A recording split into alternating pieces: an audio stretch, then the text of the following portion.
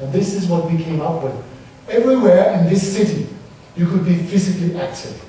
And we had this kind of, we called it running track or whatever, in which you had all three target groups. Those who wanted to jog, those who wanted to have fun, those who wanted to win medals. So if we were going to build this city, we are going to build this route from the very beginning, so that everybody would be able to access any place in this planet. I don't know any city in the world which could look like this. Somebody said Manhattan, but it's not true. It would look like this in the night. And like this, all different kinds of sports facilities all the way around in this city. It's never going to be built, unfortunately. What is an exercise oasis? This is from Slagelse, and it's never going to be built either. I'm a big failure, I'm sorry. Slagelse is a small municipality in the western part of Zealand. And if you ever come to Slagelse, drive on. It's, anybody from Slagelse? They know what I think. It's a very boring place. Anyway, this is the place they called us and said, behind this library, we have a green park, a place where nobody stays. And behind those bushes, you find the junkies of Slagelse. It's so boring that you have to jump to have some fun. Or drink beers or have a big dog or whatever. That's the only fun they have. And when you look at it, it's very evident why you don't stay here. Because there's nothing to do. You just pass through. We know that a lot of people from high school, they pass through this area. Nobody stays. Nothing to stay there for. Get out. Go to Copenhagen. And immediately, this is a short version, we came up with a kind of design philosophy. We wanted three themes. To be very clear on what's going to happen here. Secondly, if we cut down a tree, we're going to reuse it. If we move one brick, we reuse it somewhere in this plan. And finally, we wanted to be very specific on the target groups. Not only the guys who are 12 to 26, but we wanted the small girls, grown-up girls, old people. We wanted everybody to be here. This was what we came up with. 4 zones. There are trees here. This was the fitness zone. We're going to start here when you do jogging.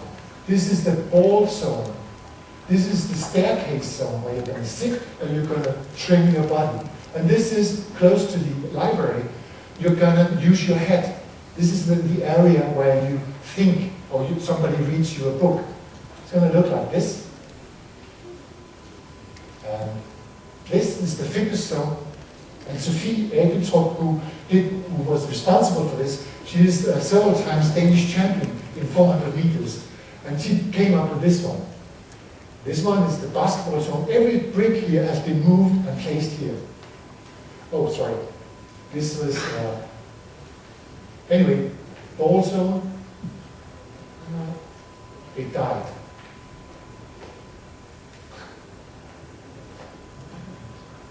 Yeah, and close to the library. And this wood was moved from the side and placed here. We know that it has to dry, of course, but basically it's moved from this side to here. And we call it in Danish tankegymnastik, which means that brain gymnastics. You use your brain here to move on. This is a section of it. It could be fantastic, but it's never going to be realized.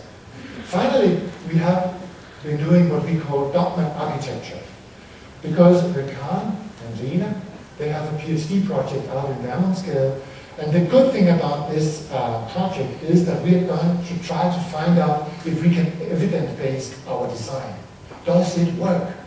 On one hand, I know that I can design things that people will use and find amusing, but I can't prove it. I need to find out, do they get slimmer? Do they use it? Is it fun? Etc. But we're going to do it with this project. That's a good thing about this project. And these are the areas where we're going to do some very good installations. And in order to find out what kind of installations should we do, we had to find out who lives here.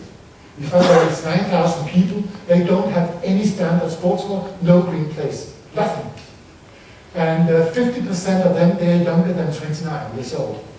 Around 37% of them has a different ethnic background than Danish.